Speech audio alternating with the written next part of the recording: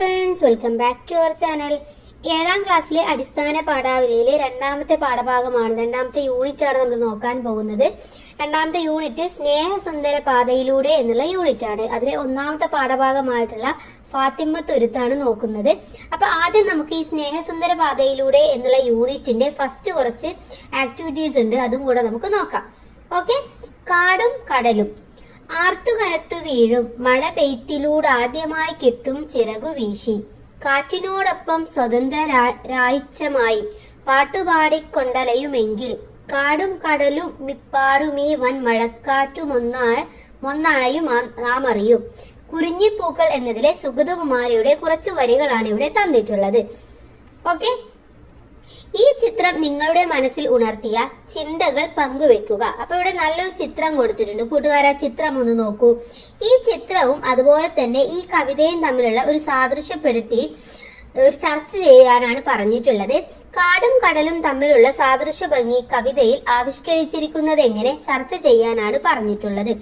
അപ്പൊ ഇവിടെ നമുക്ക് വരികൾ തന്നിട്ടുണ്ട് അല്ലെ. അപ്പൊ ഈ വരികളുടെ അടിസ്ഥാനത്തിലും ഇവിടെ തന്നിട്ടുള്ള ഈ ചിത്രത്തിന്റെ അടിസ്ഥാനത്തിലും വേണം നമ്മൾ എഴുതാന്.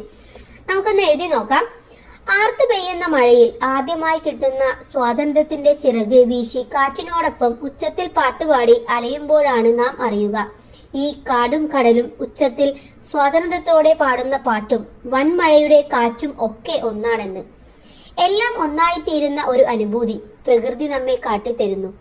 ആർത്തു പെയ്യുന്ന മഴക്കാലത്തിൽ ആടിയുലയുന്ന കാടും മലയിളകി മറിയുന്ന കടലും ഉയരെ ആകാശത്തു നിന്ന് കാണുമ്പോൾ എന്തൊരു സാദൃശ്യമാണ്.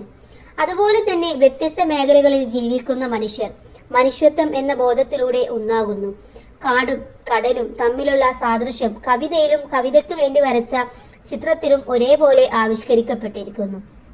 അപ്പൊ ഇവിടെ കാടും കടലും എന്നുള്ള ആ ഒരു രണ്ടും ഒന്നാണെന്ന്, അഥവാ അവിടെ വീശുന്ന കാറ്റും മഴയും എല്ലാം ഒന്നാണെന്ന് സാദൃശ്യപ്പെടുത്തിക്കൊണ്ടുള്ള വരികളാണ് ഇവിടെ തന്നിട്ടുള്ളതും. ചിത്രം അത്രയും ആ ഒരു രീതിയിൽ ആശയം തരുന്ന ചിത്രവുമാണ്. ഓക്കെ. ഇനി നമുക്ക് നേരെ നമ്മുടെ പാഠഭാഗം നോക്കാം.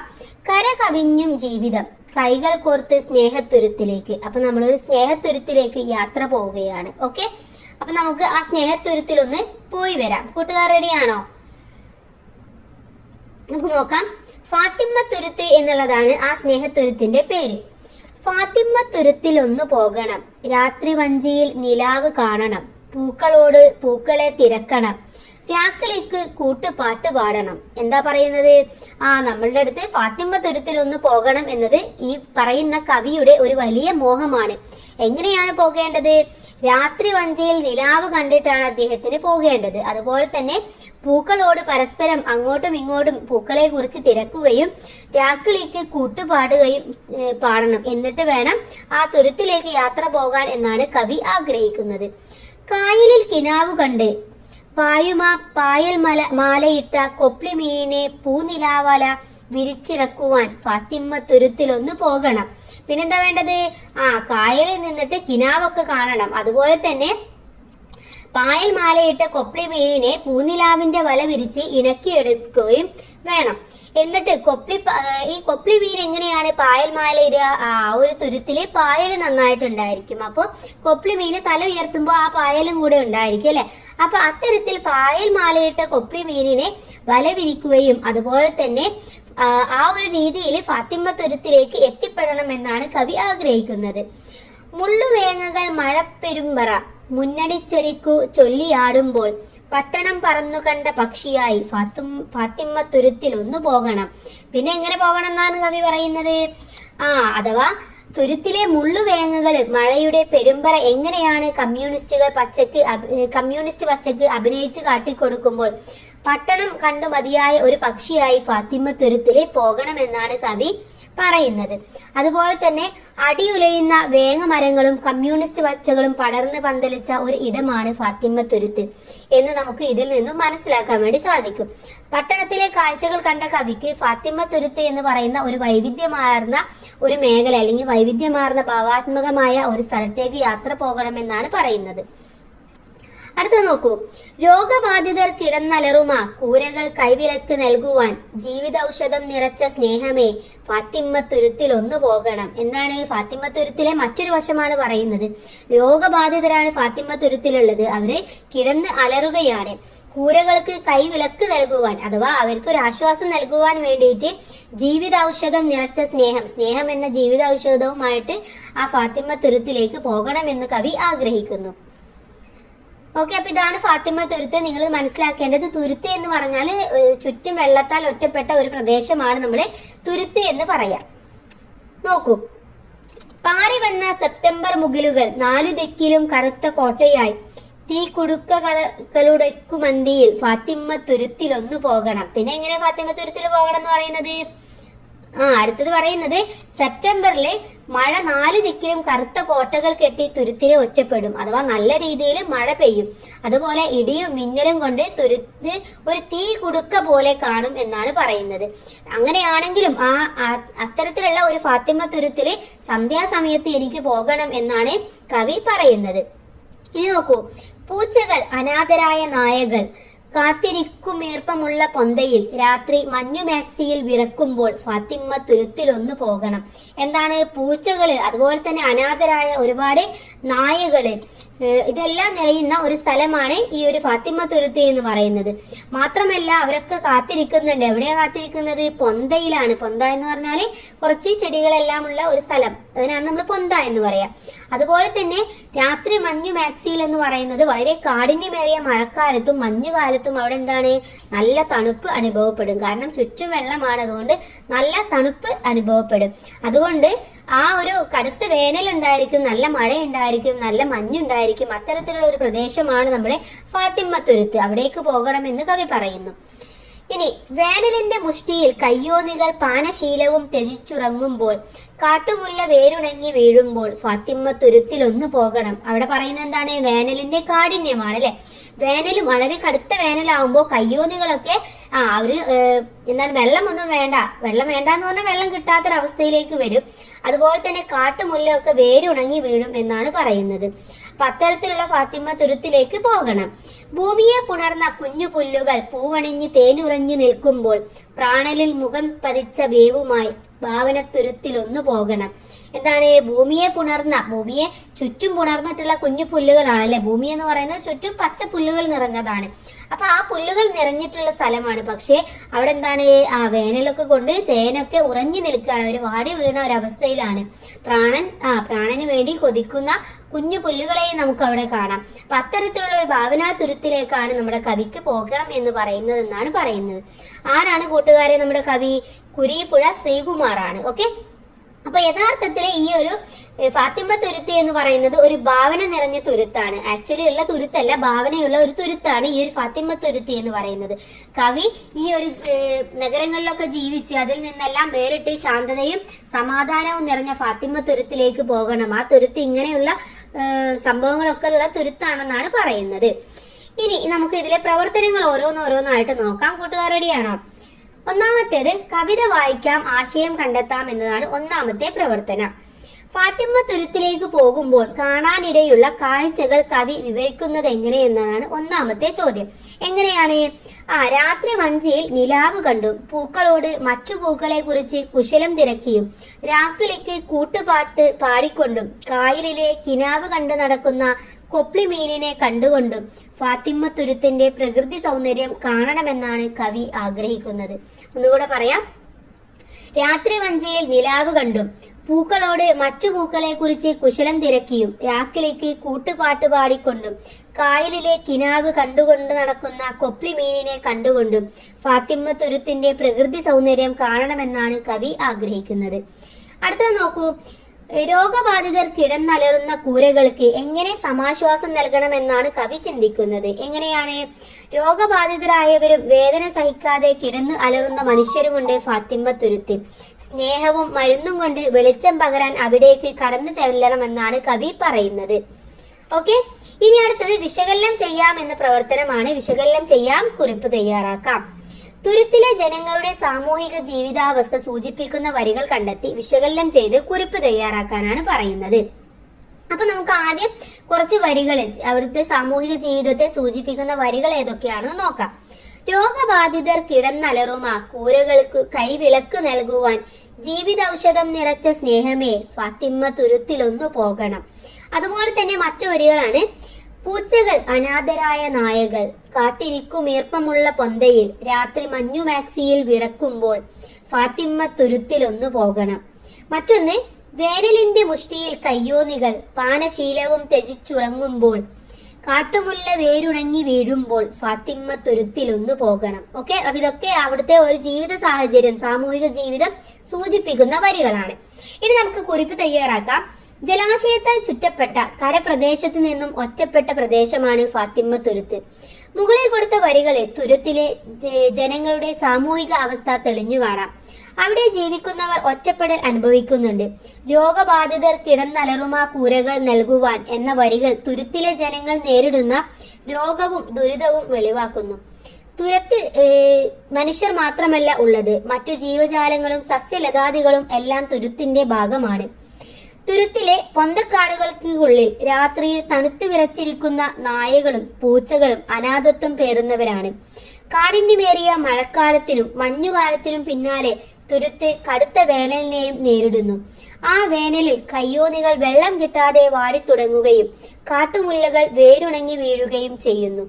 ഭൂമിയെ കെട്ടിപ്പിടിച്ചെന്നോണം നിൽക്കുന്ന കുഞ്ഞു പുല്ലുകൾ പൂക്കളണിഞ്ഞ് തേനുമായി നിൽക്കുന്ന ജീവിതത്തിന്റെ മുറിവുകൾ ഉണക്കാൻ ആ ഭാവനമായിട്ടുള്ള തുരുത്തിലേക്ക് പോകണമെന്നാണ് കവി നമ്മളോട് പറയുന്നത്. ഓരോ കാലാവസ്ഥയിലും ആ തുരുത്തിൽ ഉണ്ടാകുന്ന അവസ്ഥകളെ കുറിച്ച് വളരെ വ്യക്തമായി കവി ഇതിൽ സൂചിപ്പിക്കുന്നു.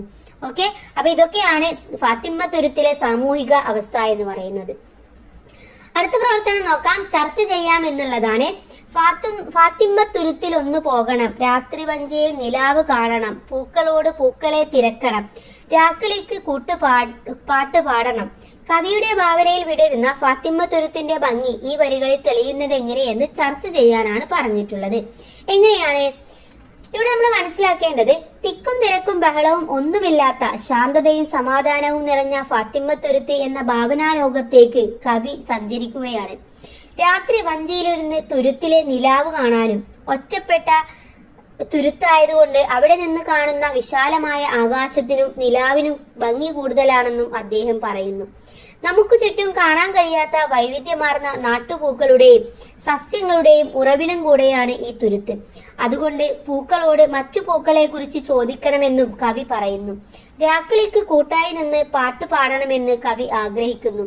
തിക്കും തിരക്കും ഇല്ലാത്ത ശാന്തമായ ഈ ഭാവന തുരുത്തിലേക്ക് യാത്ര ചെയ്യാനാണ് കവിയുടെ ആഗ്രഹമെന്ന് നമുക്ക് ഈ വരികളിലൂടെ മനസ്സിലാക്കാം. ഓക്കെ, ഇനി അടുത്ത പ്രവർത്തനം നോക്കാം. ഈണം കണ്ടെത്താം ചൊല്ലാം എന്ന പ്രവർത്തനമാണ്. കവിതയുടെ ആശയവും ഭാവവും ഉൾക്കണ്ട് ഉചിതമായ ഈണം കണ്ടെത്തി ഒറ്റയ്ക്കും കൂട്ടായും അവതരിപ്പിക്കുക. ഓഡിയോ വീഡിയോ റെക്കോർഡ് ചെയ്ത് ക്ലാസ്സിൽ പങ്കുവെക്കാം. അപ്പൊ കൂട്ടുകാര് ഇത് ക്ലാസ്സിൽ നിന്ന് ചെയ്യേണ്ട പ്രവർത്തനമാണ്. നല്ല ഈണം കണ്ടെത്തി ഈ കവിത നല്ല ഭംഗിയായി താളാത്മകമായ ഭാവത്തോടു കൂടിയിട്ട് ചൊല്ലുക. അടുത്തത് പ്രയോഗ ഭംഗി കണ്ടെത്തി ആശയം വിശദീകരിക്കുക എന്നുള്ളതാണ്. പൂക്കളോട് പൂക്കളെ തിരക്കുക, പായൽ മാലയിട്ട കൊപ്ലിമീൻ, ജീവിതൌഷധം നിറച്ച സ്നേഹം. ഇത്തരത്തിലുള്ള കൂടുതൽ പ്രയോഗങ്ങൾ കണ്ടെത്തി അവയുടെ ഭംഗി വിശദീകരിക്കാനാണ് പറയുന്നത്. അപ്പൊ നമുക്ക് ആദ്യം ഈ പ്രയോഗ ഭംഗിയുടെ ആശയം എന്താണെന്ന് വിശദീകരിക്കാം. ആദ്യം പൂക്കളോട് പൂക്കളെ തിരക്കണം എന്ന് പറഞ്ഞതുകൊണ്ട് ഉദ്ദേശിക്കുന്നത് എന്താണ്? ഫാത്തിമ്മ തുരുത്തിലെത്തി പൂക്കളോട് വിശേഷങ്ങൾ അന്വേഷിക്കുക എന്നാണ് കവി ഉദ്ദേശിക്കുന്നത്. നഗരത്തിൽ കാണാൻ കഴിയാത്ത പല പൂക്കളും സസ്യങ്ങളും തുരുത്തിലുണ്ട്. ഒന്നിനോട് ചോദിച്ചാൽ മറ്റൊന്നിന്റെ വിശേഷങ്ങൾ അറിയാം. പൂക്കളെ പറ്റി അറിയാൻ മറ്റാരോടും ചോദിക്കേണ്ട ആവശ്യമില്ല എന്നും ഇതിലൂടെ വ്യക്തമാക്കുന്നു. അടുത്തത് പായൽ മാലയിട്ട കൊപ്ലിമീൻ എന്നുള്ളതാണ്. എന്താണ് അതുകൊണ്ട് ഉദ്ദേശിക്കുന്നത്? പായലിനോട് ഇണങ്ങിച്ചേർന്നാണ് മീനുകൾ വസിക്കുന്നത്. പായലിൽ പുതഞ്ഞു കിടക്കുന്ന മീനിനെ പായൽ മാലയിട്ട് അണിഞ്ഞൊരുങ്ങിയ മീൻ എന്ന് കവി വിശേഷിപ്പിക്കുന്നു. മറ്റൊന്ന് ജീവിതൌഷധം നിറച്ച സ്നേഹം എന്നുള്ളതാണ്. രോഗം ബാധിച്ചവർക്ക് ഔഷധത്തോടൊപ്പം സ്നേഹവും കിട്ടണം. മരുന്നിനോടൊപ്പം സ്നേഹവും കരുതലും അവർക്ക് കിട്ടിയാലേ ജീവിതത്തിലേക്ക് തിരിച്ചു കൊണ്ടുവരാൻ സാധിക്കുകയുള്ളൂ. തുരുത്തിലുള്ള മനുഷ്യർ ദുരിതത്തിലും രോഗബാധ നിറഞ്ഞ അവസ്ഥയിലും പരസ്പരം ഔഷധമായി മാറുന്നതും നമുക്ക് കാണാം. ഓക്കെ, അപ്പൊ ഇത്രയും പ്രയോഗ ഭംഗിയാണ് ഇവിടെ തന്നിട്ടുള്ളത്. ഇനി നമുക്ക് രണ്ട് പ്രയോഗ ഭംഗി കൂടെ എഴുതി നോക്കാം. ഒന്ന്, മഞ്ഞു മാക്സിയിൽ വിറക്കുക. തുരുത്തിലെ മഞ്ഞുകാല രാത്രിയിലെ തണുപ്പിന്റെ തീവ്രതയാണ് രാത്രി മഞ്ഞുകൊണ്ടുള്ള മാക്സി ധരിച്ചു വിറക്കുന്നു എന്ന പ്രയോഗത്തിന്റെ ആശയം. മറ്റൊന്ന് കൂരകൾക്ക് കൈവിളക്ക് നൽകുവാൻ എന്നുള്ളതാണ്. രോഗികൾ കിടന്നു കരയുന്ന കുടിലുകൾ ദുഃഖമാകുന്ന ഇരുട്ടിലാണ്. അവർക്ക് വെളിച്ചം നൽകുവാൻ, പ്രത്യാശ നൽകുവാൻ കവി ആഗ്രഹിക്കുന്നു. അപ്പൊ ഇതാണ് ഈ ഒരു പ്രയോഗ ഭംഗിയും അതിന്റെ ആശയവും. ഇനി നമുക്ക് കണ്ടെത്തി വിശദീകരിക്കാം എന്ന പ്രവർത്തനമാണ് നോക്കാനുള്ളത്. വേനലിന്റെ മുഷ്ടിയിൽ കയ്യോന്നികൾ പാനശീലവും ത്യജിച്ചുറങ്ങുമ്പോൾ, കാട്ടുമുല്ല വേരുണങ്ങി വീഴുമ്പോൾ, ഫാത്തിമ്മത്തുരുത്തിൽ ഒന്നു പോകണം. വേനലിന്റെ കാഠിന്യം ഈ വരികളിലൂടെ കവി അവതരിപ്പിച്ചിരിക്കുന്നത് എങ്ങനെയെന്ന് വിശദമാക്കാനാണ് പറഞ്ഞിട്ടുള്ളത്. അപ്പൊ ഇവിടെ എങ്ങനെയാണ്? വേനലിന്റെ മുഷ്ടിയിൽ എന്നാണ് അല്ലെ, അഥവാ വേനലിന്റെ മുഷ്ടിയിൽ കയ്യോന്നികൾ വെള്ളം കുടിക്കുന്ന ശീലം പോലും ഉപേക്ഷിച്ച് ഉറങ്ങുകയാണ്. കാട്ടുമുല്ലയും വേരുണങ്ങി വീഴുകയാണ്. ഈ ചെടികൾ വെള്ളം കിട്ടാതെ കനക്കുമ്പോൾ ചൂടിൽ തളർന്നു പോകുന്നു. വെള്ളം കിട്ടാതെ വലയുന്ന തുരുത്തു നിവാസികളുടെ ദുരിതം നിറഞ്ഞ ജീവിതം ഈ വരികളിലൂടെ കവി അവതരിപ്പിക്കുകയാണ് ചെയ്യുന്നത്. ഇനി അടുത്ത പ്രവർത്തനം നോക്കാം. പ്രതികരണ കുറിപ്പ് തയ്യാറാക്കാം എന്നുള്ളതാണ്. തുരുത്തിലെ ജീവജാലങ്ങൾ നേരിടുന്ന പരിസ്ഥിതി പ്രശ്നങ്ങളോട് പ്രതികരിച്ച് കുറിപ്പ് തയ്യാറാക്കാനാണ് പറയുന്നത്. അപ്പൊ തുരുത്തിലെ ജീവജാലങ്ങൾ എന്ന് പറയുമ്പോൾ എല്ലാ ജീവജാലങ്ങളെ കുറിച്ചിട്ടും അവരനുഭവിക്കുന്ന മാനസികമായിട്ടും ശാരീരികമായിട്ടും എന്തൊക്കെയാണ് അനുഭവിക്കുന്നത് എന്നൊക്കെ നമ്മൾ എഴുതുകയാണ് വേണ്ടത്. നമുക്ക് എഴുതാം. കരയിൽ നിന്ന് തീർത്തും ഒറ്റപ്പെട്ടതും ചുറ്റും വെള്ളത്താൽ ചുറ്റപ്പെട്ട പ്രദേശമാണ് ഫാത്തിമ തുരുത്ത്. കവിതയിൽ തുരുത്തിന്റെ ഒറ്റപ്പെട്ട സാമൂഹിക ജീവിതമാണ് ചർച്ച ചെയ്യുന്നത്. തുരുത്തിലെ മനുഷ്യർ, ജീവികൾ, സസ്യലതാദികൾ തുടങ്ങി എല്ലാത്തിനെയും കുറിച്ചും കവി നമ്മളോട് പറയുന്നു. പൂച്ചകളും അനാഥരായ നായകളും എല്ലാം പൊന്തക്കാടുകളിൽ കാത്തിരിക്കുന്നു. കാട്ടുമുല്ലകളും വെള്ളം കിട്ടാതെ വേരുണങ്ങി നശിക്കുന്നതും കവിതയിലുണ്ട്. കരിഞ്ഞൊഴുകി വാടി വീണ കുഞ്ഞു പുല്ലുകളിലെ പൂക്കളിൽ ചൂടുകൊണ്ട് തേൻ തണുത്തു കിടക്കുന്നു. ജീവജാലങ്ങളും ചെടികളും മരത്തിന്റെ എല്ലാ ജലക്ഷാമത്തിന്റെ ദുരിതം അനുഭവിക്കുന്നു. തുരുത്ത് നിവാസികളുടെ കാര്യം പറയേണ്ടതില്ല. പലരും രോഗബാധിതരാണ്.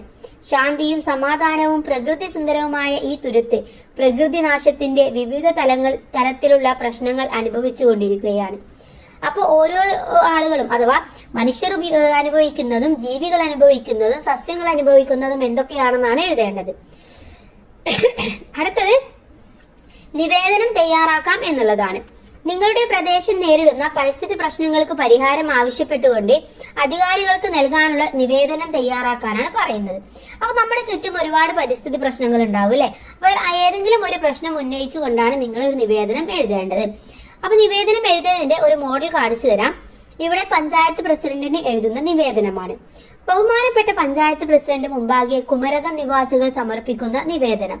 വിഷയം: ജലസ്രോതസ്സുകളുടെ മലിനീകരണം. സർ, ഞങ്ങളുടെ കുമരകം പഞ്ചായത്തിലെ കുളങ്ങൾ, അരുവികൾ, തോടുകൾ തുടങ്ങിയ സ്രോതസ്സുകൾ എല്ലാം മലിനമായി കൊണ്ടിരിക്കുകയാണ്. എവിടെയെല്ലാം പലതരത്തിലുള്ള മാലിന്യങ്ങൾ, പ്ലാസ്റ്റിക് കവറുകൾ, ഭക്ഷണ വേസ്റ്റുകൾ തുടങ്ങി ഒട്ടനവധി മാലിന്യങ്ങൾ കാണാൻ കഴിയുന്നുണ്ട്. ഇത് ജലസ്രോതസ്സുകളെ മലിനമാക്കുന്നതിനും അതുപോലെ തന്നെ ഈ പ്രദേശത്തിലുള്ള ആളുകൾക്ക് പലവിധ ആരോഗ്യ പ്രശ്നങ്ങൾ ഉണ്ടാക്കുന്നതിനും കാരണമാകുന്നു. അതിനാൽ ഈ പഞ്ചായത്തിലെ ജലസ്രോതസ്സുകൾ സംരക്ഷിക്കാൻ കർശനമായ നടപടി ഉണ്ടാകണമെന്ന് വിനീതമായി അപേക്ഷിക്കുന്നു എന്ന് വിശ്വസ്തയോടെ പഞ്ചായത്ത് പൗരസമിതി. ഓക്കെ, അപ്പൊ ഇങ്ങനെയാണ് നിങ്ങൾ ഒരു നിവേദനം എഴുതേണ്ടത്. ഒന്നുകിൽ നിങ്ങൾക്ക് നിങ്ങളുടെ പ്രദേശത്തെ ഏതെങ്കിലും ഒരു പ്രശ്നം എടുക്കാം, കുളം മലിനമാകുന്നതോ അല്ലെങ്കിൽ വേറെ എന്തെങ്കിലുമൊക്കെ പ്രശ്നം. ഇപ്പൊ ഇതുപോലെ ഫാത്തിമ തുരുത്തിന്റെ പ്രശ്നങ്ങൾ നമ്മൾ കണ്ടില്ലേ, അതുപോലെ ഏതെങ്കിലും ഒരു പ്രശ്നം നിങ്ങൾക്ക് എടുത്തിട്ട് ഇപ്പൊ നിങ്ങളുടെ പാടം മണ്ണിട്ട് നികത്തുന്നതോ എന്തെങ്കിലും പ്രശ്നം എടുത്ത് അതിനൊരു നിവേദനമാണ് തയ്യാറാക്കേണ്ടത്. അടുത്തത് ആസ്വാദന കുറിപ്പ് തയ്യാറാക്കാനുള്ളതാണ്. ഫാത്തിമ തുരുത്ത് എന്ന കവിത പരിചയപ്പെട്ടപ്പോൾ നിങ്ങളുടെ മനസ്സിൽ രൂപപ്പെട്ട ചിന്തകൾ എന്തെല്ലാം? ആശയപടം പൂർത്തിയാക്കി കവിതയ്ക്ക് ആസ്വാദന കുറിപ്പ് തയ്യാറാക്കാം. അപ്പൊ ഇവിടെ ഫാത്തിമ തുരുത്തിനെ കുറിച്ച് കുറച്ച് ആശയങ്ങൾ തന്നിട്ടുണ്ട്. ചിന്തകള്, വായനാനുഭവങ്ങള്, ഓർമ്മകള്, സമാനാനുഭവങ്ങള്. പിന്നെ എന്തൊക്കെ പറയാം നമുക്ക്? വേനലിന്റെ കാഠിന്യം അല്ലെ, വേനലിന്റെ കാഠിന്യം, സ്വപ്നത്തുരുത്തിന്റെ പ്രാധാന്യം, പരിസ്ഥിതി പ്രശ്നം, തുരുത്ത് നിവാസികൾ അനുഭവിക്കുന്ന ദുരിതങ്ങൾ. ഇതൊക്കെ നിങ്ങൾക്ക് ഇവിടെ ആശയമായിട്ട് ആശയപടത്തിൽ എഴുതാവുന്നതാണ്. ഇനി കവിതയുടെ പ്രധാന ആശയം, ആവിഷ്കാര രീതി, സവിശേഷ പ്രയോഗങ്ങൾ, സമകാലിക പ്രസക്തി, ആശയപടത്തിലുള്ള പ്രസക്തമായ കാര്യങ്ങൾ എന്നിവ ഉൾപ്പെടുത്തി ആസ്വാദനക്കുറിപ്പ് തയ്യാറാക്കുക. തയ്യാറാക്കിയ ആസ്വാദനക്കുറിപ്പ് സ്വന്തമായും കൂട്ടുകാരുമായി ചേർന്ന് ആശയം, വാക്യഘടന, പദം, അക്ഷരം, ചിഹ്നം എന്നീ തലങ്ങളിൽ എഡിറ്റ് ചെയ്ത് മെച്ചപ്പെടുത്തുക. അപ്പൊ നമുക്കൊരു ആസ്വാദനക്കുറിപ്പ് തയ്യാറാക്കാം. കുരീപ്പുഴ ശ്രീകുമാറിന്റെ ഫാത്തിമ്മ തുരുത്ത് എന്ന കവിത മനുഷ്യ മനസ്സുകളിൽ ചിന്തയുടെ പല മേഖലകളിൽ എത്തിക്കാൻ കഴിയുന്ന വളരെ മനോഹരവും ലളിതവുമായ കവിതയാണ്. വ്യത്യസ്ത സാമൂഹിക ജീവിതത്തിൽ കഴിയുന്ന ഫാത്തിമ്മ തുരുത്ത് എന്ന ഭാവനാത്മകമായ ഒരു സമൂഹത്തിന്റെ കഥയാണ് ഈ കവിതയിലൂടെ നമുക്ക് മുന്നിൽ വരച്ചു കാണിക്കുന്നത്. ഫാത്തിമ്മ തുരുത്തിന്റെ ഭിന്നമുഖമാണ് കവിതയിൽ ആവിഷ്കരിക്കുന്നത്. കവിതയുടെ ആദ്യ ഭാഗത്തെ മനോഹരമായ ദൃശ്യങ്ങളാണ് നമുക്ക് മുന്നിൽ വരച്ചു കാണിക്കുന്നത്. രാത്രിയിലെ നിലാവും പൂക്കളോടുള്ള സംഭാഷണവും രാത്രിയുടെ പാട്ടും എല്ലാം തുരുത്തിനെ മനോഹരമാക്കുന്നു.